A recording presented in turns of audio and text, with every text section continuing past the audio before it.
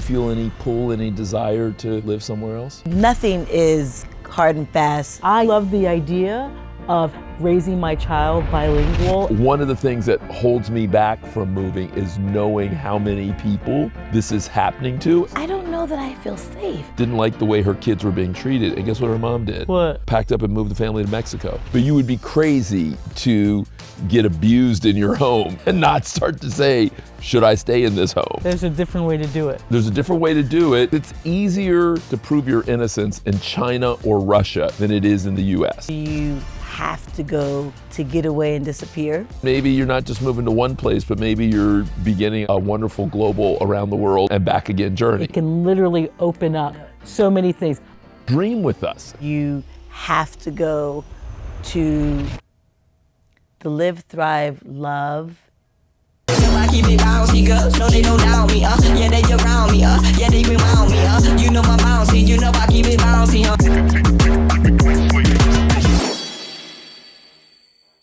Hey guys, it's Carlos Watson. We're back with another edition of the Watson Stronger Together. Today we're talking about something that's happening a lot, about whether or not we should move overseas. And for me, that comes from a lot of places. Part of it comes from the craziness we just went through. We call it the hurricane, the nightmare. Absolutely. Like, do we need to take a message from that and go somewhere else? Part of it comes from watching people move to Portugal and other places and starting to think, you know, there's one of the... Hit the road, Jack, and don't you come back no more, no more, no more, no more. And what do you think? Should we? That's a good question. I mean, But is it a question you're taking seriously, or you just have too much going on and you're not even really taking it seriously? It's something that I will entertain. I don't think, nothing is like hard and fast, no, I'm definitely gonna go, or no, I'm definitely not gonna go. Neither of them hard and fast. I think that there are pros and cons to each side. I think we've all lived overseas at some point in time. I've not lived overseas, but you guys properly lived overseas. Right. And for a significant amount of time, right? So Right. I've lived in Brazil, in high school, in college, in law school, and then even afterwards. I've lived in Southern Africa, in Angola, in Mozambique for significant periods of time. And so I'm open to it. I know what it's like. And I'm also thinking about what does it look like Oh, with that's a young interesting. son. Do you think that maybe dims it? Because for me, I'm over here thinking, I'm seeing things like Adisa in Thailand, Yeah. and so there's a woman from Arizona who's moved to Thailand with her son and talks about how much cheaper it is, how much safer she feels with him, how free she feels without kind of the yoke of lots of things on her neck. And I'm sitting here thinking, well, maybe I do need to think differently.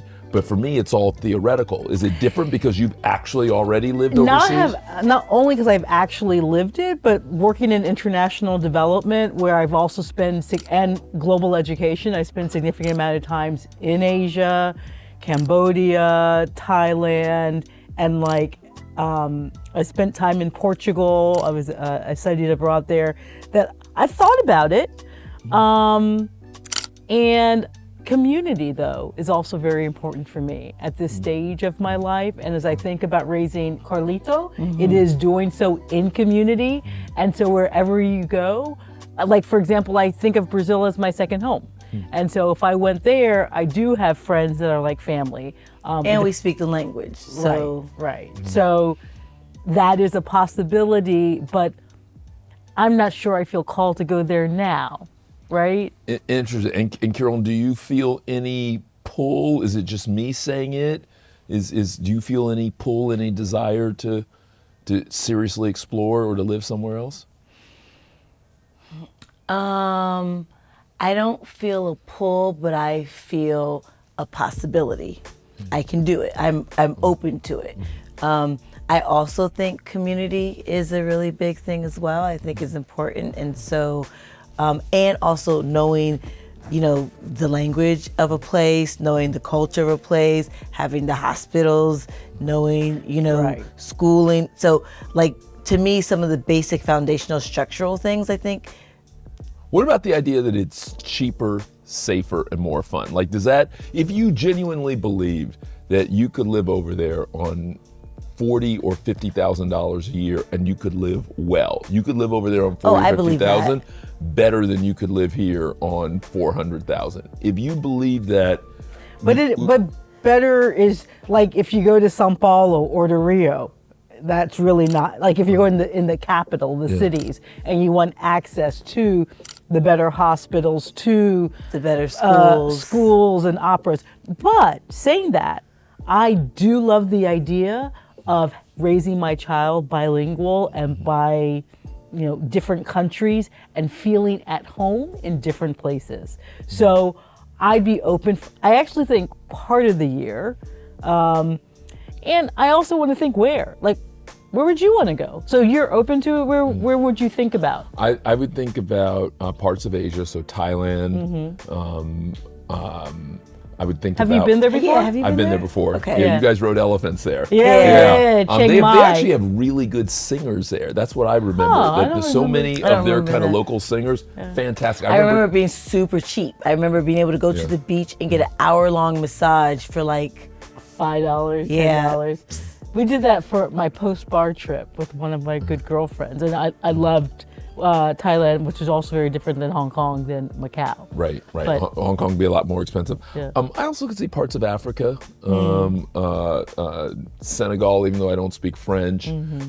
People there was beautiful. Yeah. I did a layover in Senegal, and I was like, oh my gosh, there literally were so many beautiful dark-skinned people that I was just like, oh my gosh, this is wonderful. So Oh, interesting. yeah. One of the conversations I was going to have with you before in another one of our sessions was about being dark skinned and what that experience is like, good, bad, and otherwise. And that's interesting when you talk about Senegal and all of a sudden, and I wonder how many dark skinned people experience that in certain African countries, really kind of feeling the fullness of being there. That's interesting. We'll have to come back to that but that also could be interesting in terms of a place that feels warm and feels welcoming and feels like home. But I could see, Senegal, I could see parts of South Africa, I could see parts of Ghana.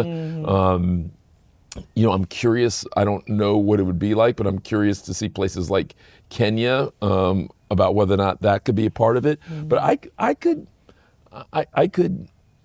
see that, and obviously, Black Americans have wrestled with that for a long time. During the Civil War, President Lincoln at one point wanted to send Black Americans to either parts of South America or parts of Africa, and in fact, Sierra Leone and Liberia, many went. Black Americans ended up moving over there and created its own dynamic. And so there is a part of me, during the 1900s.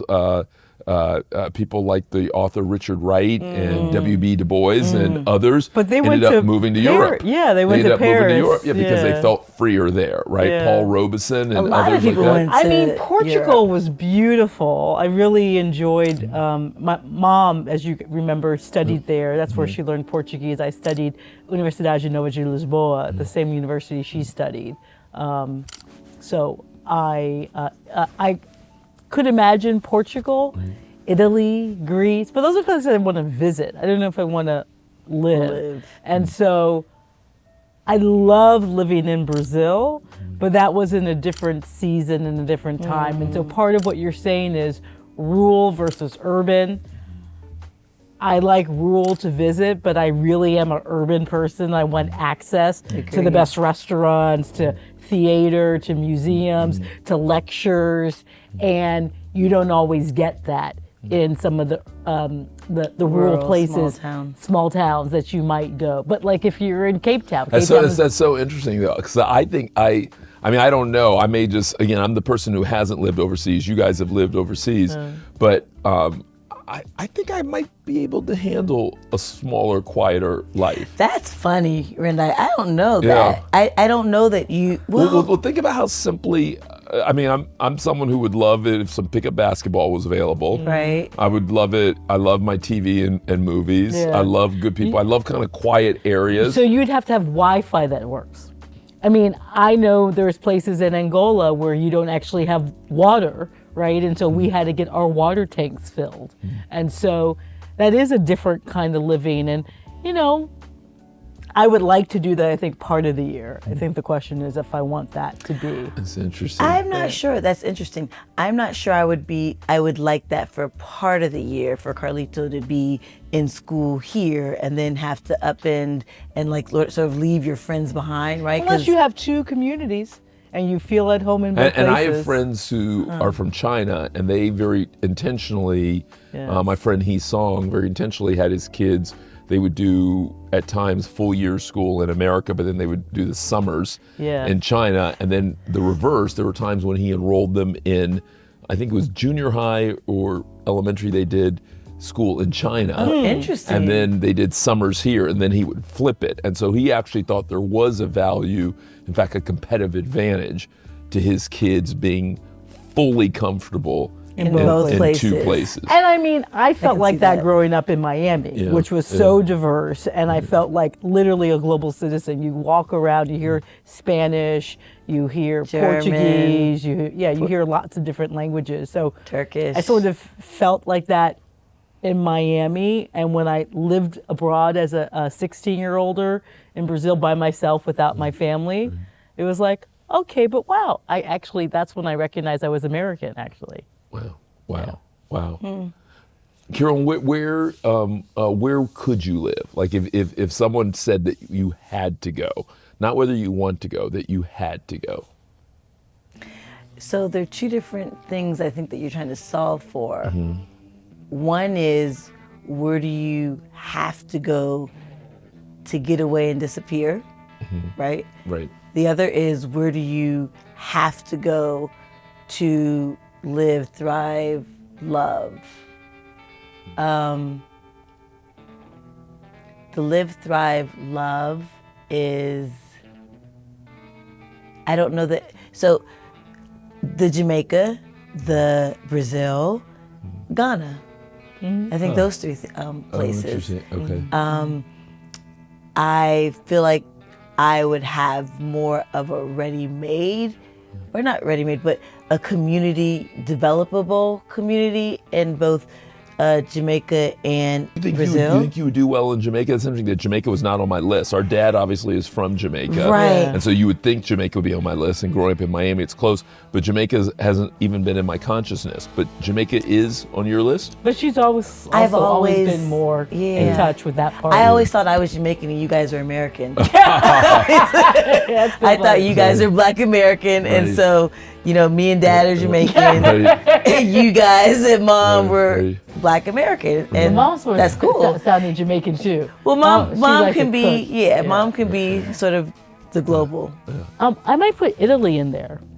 So, Oh, like, interesting. Like, one of my good friends from undergrad rented this beautiful villa outside of Florence, and like it was a community, and for like 2 weeks, almost a month, and we spent time there and doing things, and it was just so beautiful, and it was so peaceful.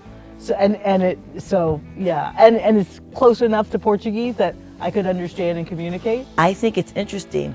My choices were based on what? What? Blackness. Yes. Based Yeah. on color. Yeah, Right. yeah. I And want where to you see feel- me and where I feel Absolutely. comfortable, where I feel seen, and where my child would feel seen, right? Or see himself, right? Because to me, I think I go back to, you know, when we were younger. But it's very interesting, this woman, Adisa, in Thailand, and she's one person, but obviously there's several people like that I'm following online these days, is a Black woman, clearly from a Black community, who clearly has ended up in Thailand, and at least 6 months, a year into it, is saying, for her 10-year-old son and for herself, I didn't expect it, but this was exactly the right place to I be. don't know that I feel safe, actually. And I hear you saying Yeah, it's safe. that's precisely what she is saying. I'm not saying she's right, Right. but I'm saying And I also she is want to know she's where in Thailand. unequivocal about Did it. she go to like Yeah. Phuket or Koh Samui, like Right. the beach towns as touristy? Bangkok was like overwhelming, and there are like Very. people that wanted to like rip you off. I felt like, and I didn't speak Thai. So like, where are you? So I think that also is different. Yeah. But yeah, Thailand. Well, and you know, it's interesting.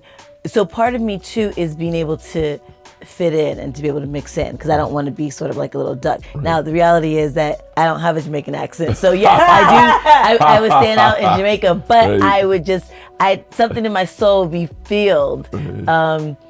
Because I love when I hear it, and I used to love like mimicking my friends. I saw him come. Like I would, I would mimic people, and so well, Brazil, I liked it because if I keep my mouth shut, I didn't stand out. And when I did talk, they may think I was from like a African country, so I was from Angola, or they would never put me to the States, right? South Africa, I didn't like that because I felt like I stood out like a sore thumb, where people automatically knew I was American, and I didn't like that because to me that's a target. Because of your shoes, what you're wearing, just even actually no. I remember one of my friends, and I was like, "Why do they know I'm American?" He's like, "Because you also look people in the eye. You look men in the eye." You said in another conversation that your sense of what this country is, I think, had been shattered by what we just went through. And that's not that we didn't realize racism and unfairness in that, but how easily it can happen and how quickly people just scatter and just believe what to us seem like utter garbage. That's true. And you can't help but being humbled, right? And so that doesn't mean that other parts of the world are more fair, but you would be crazy to get abused in your home and not start to say, should I stay in this home, right? Right? You'd be crazy. You'd be crazy not to at least have that conversation. But also, I think COVID, seeing people I worked with during COVID move overseas, and so there's that. I'm now have delved into this whole world of Fiverr, as I call it, and Upwork, and the number of people who I'm working with across Nigeria and Slovenia and Philippines and other parts of the world, just kind of also as a piece of it. And then I think the way I'm consuming social media and seeing all these people, especially Black people, travel and live overseas, and the degree to which they were being super explicit about their experience and just saying, I know you guys don't believe me, but let me really break down what I'm spending. Let me break down what my experience is. All of that is doing it. And then probably, as you're saying, I hadn't thought about it till now, but part of it is probably just I haven't lived overseas. So there's probably also a little piece of, I might feel differently if I had sat here and I'd lived in Brazil, or I'd lived in Portugal, or I'd lived somewhere else. So I think those are the things that's making me maybe think even more strongly about it. To Australia. I had good experiences in Australia a couple times. I don't know if there's anywhere in South America that immediately would get me excited. But again, I think some of it depends on how well you are doing and what you get set up. Like, if you know the actresses Debbie Allen, remember Debbie Allen from Fame, and then Felicia Rashad, her sister from The Cosby Show. So it turns out in the 1950s, their mom in Houston, Texas, didn't like the way her kids were being treated. And guess what her mom did? What? Packed up and moved the family to Mexico. And so it's just a reminder that for years, people have sometimes said, there's a different way to do it. There's a different way to do it. Well, I love the flexibility, and I think that the way the world is working, and you can work fully remotely, and if you're willing to take different schedules, it can literally open up so many things. I love being able to work from home with my job and being able to go visit clients when I need to. So sort of, the flexibility is important. And you could go anywhere. So I've often thought maybe winter someplace, or 2 months in the summertime. Carol, any final thoughts as we wrap this up? I think one of the things is the more that's happening and the more people are going, I think that can also help to build a community. Because I think community is just, to me, paramount and really important. But I think that we're all friendly enough that we could build community wherever we went. True. Like for me, one of the interesting things about being a man traveling overseas, like women I think have an easier time meeting each other overseas. But as a man traveling overseas, the best thing for me was playing basketball. Because at least at the time I was traveling, basketball wasn't always popular in every place I went. So when I was in Ghana, or if I was in Iceland, or if I was in Cuba, if I was in, Argentina, I could meet people playing basketball. And then that would very naturally lead to kind of social invites. Hey, why don't you come out with us tonight for dinner? Why don't you come out with us? We're all watching the soccer game or what have you. And so that probably leads me to some kind of hopefulness that I could. And I always feel like if you really do want an expat community, you could always find an expat community. But that's different. But I feel like you could also find more than that. I like the local. Expat community is nice, but I find there's depth when you really have local connections, and like that's where you really know the right hospitals to go to, or the right resources when you have to go get your identity card from the police station. And I mean, living an expat life is different, frankly. I understand, and I have real visibility at the expat life. It's nice, but it's a little sheltered, and it's. Well, it's a lot sheltered because even if you remember Angola too, when we went and visited some family friends too, who were living an expat life, but also we were visiting the people that mom had lived with, right? Visiting locals. Yeah, locals, people right? Who were native, right? Who were native to that. You know, the only last thing I would say is there is a part of me as well, though, that again, having been through what we all just went through, wants to be a part of the fight to change Absolutely. it, and wants to be a part of setting it right. Because I know if they could do it that easily to me, they do it. They're doing it to people all the time. Carlos, you know that without a shadow of a doubt, because it looked so easy smearing for them to do people, that. wrongfully prosecuting people, wrongfully convicting people, hiding evidence, kicking black people off the jury, bullying black people on the jury, the judge acting like a prosecutor. Like, they were doing that in broad daylight. And again, that wasn't like in some small podunk town. They were doing that in broad daylight in New York City, in supposedly liberal Brooklyn. And I'm like, if that's happening here, what is happening to people everywhere? And so when, again, as an aside, I know there are a lot of people who support the president, a lot of people who don't. And one of the things I say to the people who don't is, please stay open-minded, because just because you disagree with someone on one thing doesn't mean that they're not right on other things. And when he talks about a rigged system, and when he talks about weaponization, he's 100% right.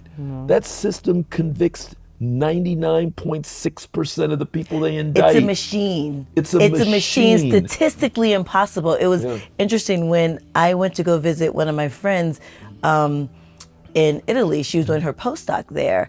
And I remember we got on, she was an engineer, and so we got on this bus, and we had to go through this town and everything, and in order to get to where she was going. Well, at any rate, we took this long bus ride, and there were all these black people on the bus. So I was like, oh gosh, hey, we're in Italy, hey, cool, we're seeing all these black folks.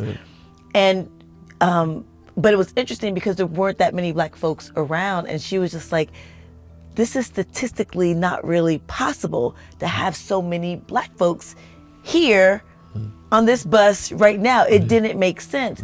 And we drove, and all of a sudden we got to one part where there was all these trees and everything around, and the door opened. She's like, where is the stop? What's going on? And they all got off of the thing, and they were prostitutes that were there, and she was the last black person that was there. And they sort of looked back okay, everyone, this is your stop now, get off and everything. And she was just like, no. So it was statistically impossible to have so many black folks in a place where you don't have that.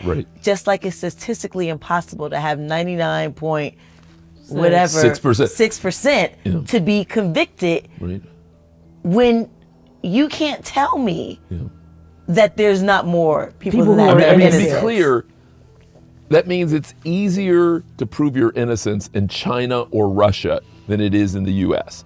And this isn't just something that happens one year. This is the last 25 years of data. Of the 72,000 people who get prosecuted every year, 71,700 end up convicted.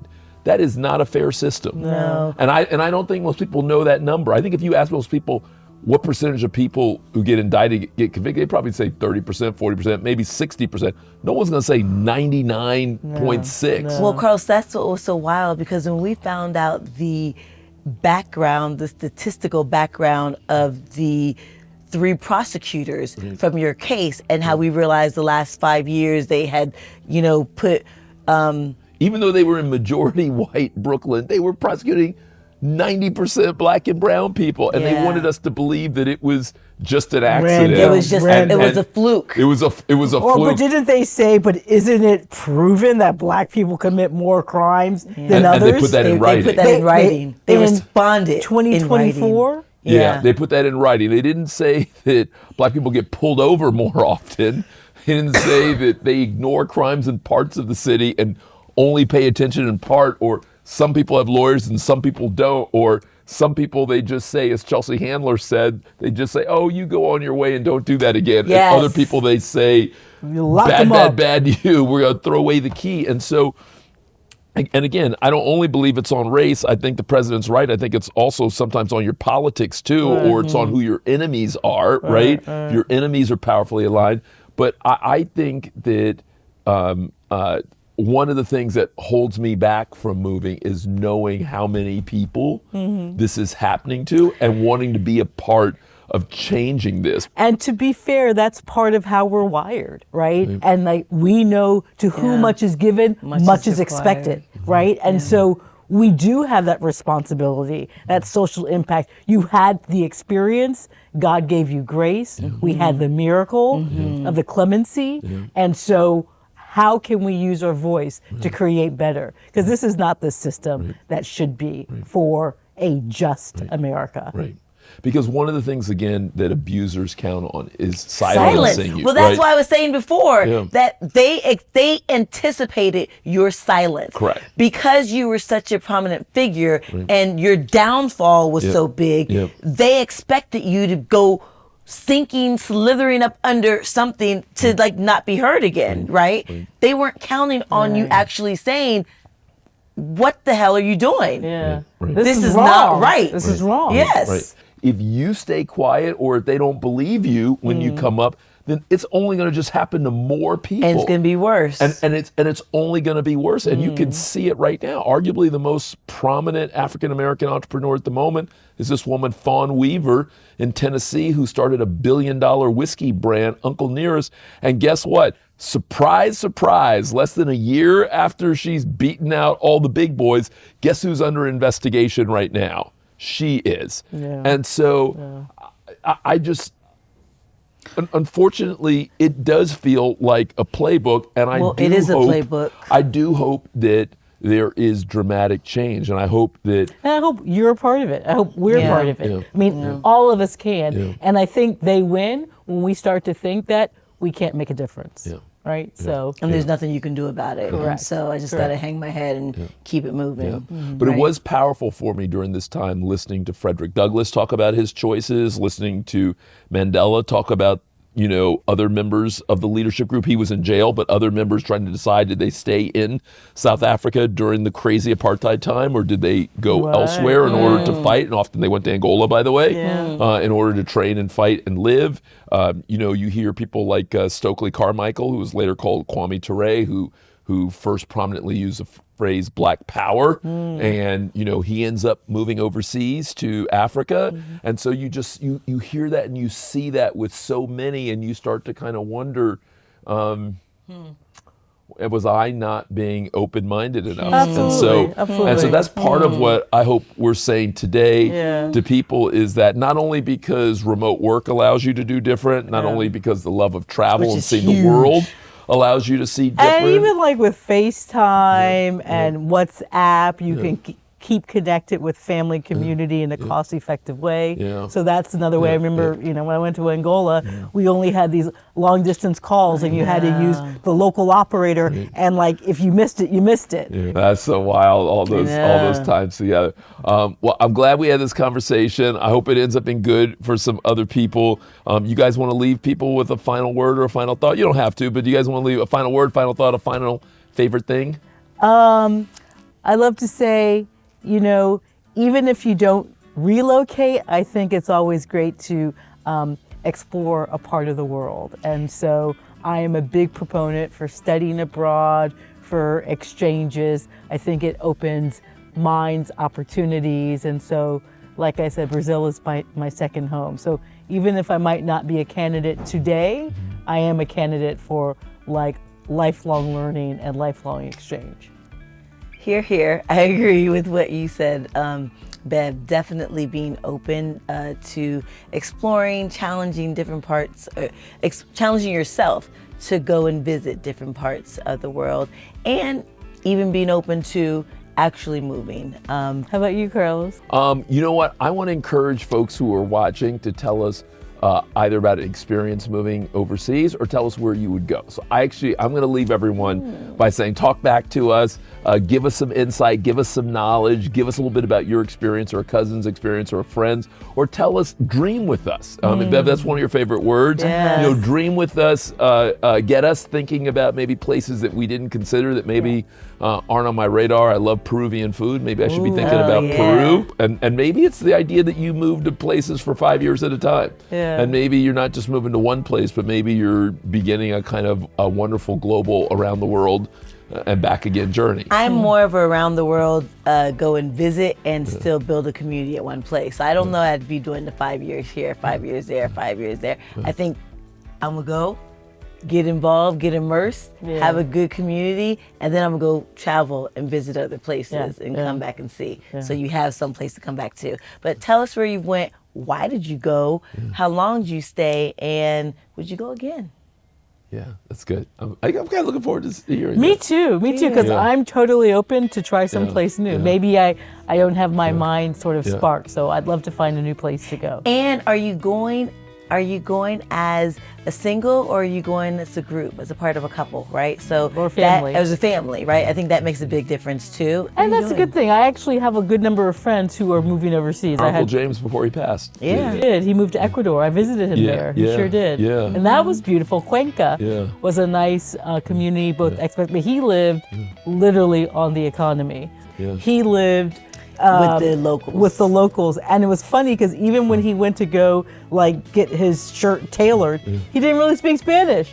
And so I had to translate for him. I'm like, who translates for you the rest of the time? But like, and how old was he? He was like 75 when he did that. Yeah. And so that's interesting. A lot of people are retiring. So lots of options. Lots of options. And lots of seasons of life that you can do it. Yeah. So Yeah. tell us what you decide. Yeah. We'd love to hear it.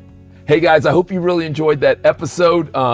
We've got a new great one every week. You know we've got good stuff, so make sure that you subscribe. Make sure that you consider donating. Make sure you shop in our store. And most importantly, make sure you talk back to us. Tell us what you think. I'm Carlos. I'm Beverly. And I'm Carolyn. And we're the Watsons, stronger together.